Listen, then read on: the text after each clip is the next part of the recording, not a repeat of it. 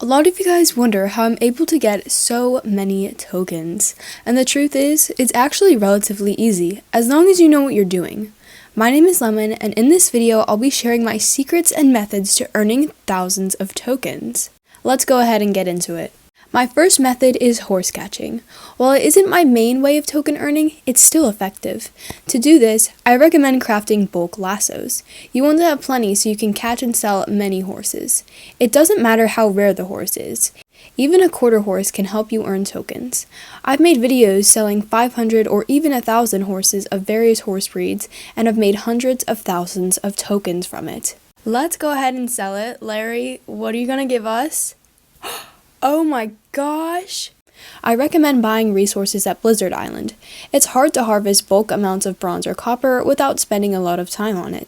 Usually I purchase rope and bronze since it's quicker and easier to catch horses with than copper. Don't waste your high-tier resources like moonstone and other crystals on lassos.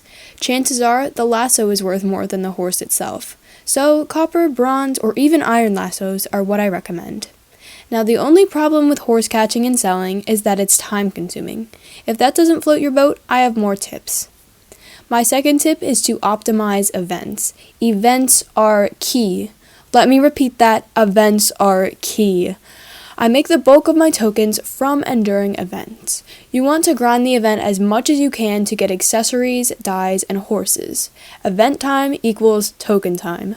You can sell those items you get from limited events at your market or even just to Larry for tons of money. That brings me to my next point, markets.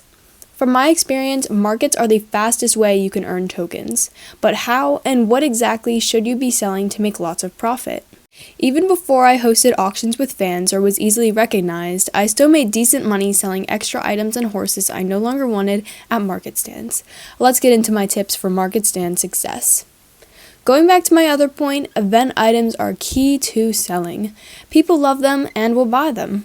However, if you don't have event items, try selling training unique or archaeological items. Those can sell for a good amount too and typically look pretty cool.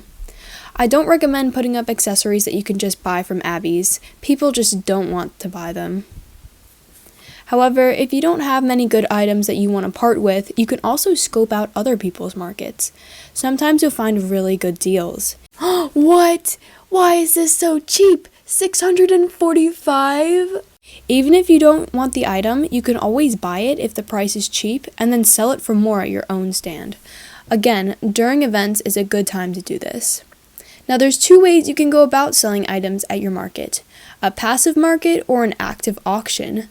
Both have their benefits, which I will get into in a second.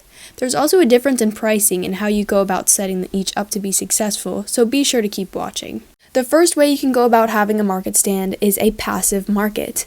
It's good if you want to do other things and just let your market be there and people buy them. If you want to open a passive market stand, be sure to title your island so that Market Open is in the name. Feel free to mention what tier it is if you would like. Sometimes higher tiers entice people to visit it more. When selling things for a passive market, set the buy now price. It can be whatever you want it to be, however you want it to be low enough for people to purchase them. If you're having a passive market and don't have a buy now price, chances are people won't know exactly how much you want for it and therefore will either bid pretty low or not even bid at all. So if you're doing passive, definitely be sure to set a buy now price. Now, I do have some minor tips for event pricing. Please note that the prices for event items vary. For example, summer items are more valuable in winter than they are in the actual summer, since it's not currently there. In my opinion, I'd say 1 to 5k tokens for event/limited items is reasonable. For more rare ones, I'd say 6k plus. But again, event prices fluctuate, so it's ultimately your call on how you want to price the items at your market. Now, the next way that you can run a market stand is through an active auction. I host these pretty often. You may have seen some of my auction videos here and there, and they are definitely a fantastic way to bring a lot of people to your market and get those sales in quick. Auctions are good if you want active sales then and there. Trading hub servers are best for this. Be sure to say that you're hosting an auction and then whatever you're planning on selling. So, for example, you could say hosting an auction, spring limited dyes, horses, and more. It lets people know what you've got there and also may make them interested in coming. For auctions, do not set a buy now price so that you can see how high people will go for specific items. If you watched any of my auction videos, you'll know the bids tend to get out of hand due to many people knowing who I am. 9,000 for some jingle bells. Oh, another 7. Oh my gosh!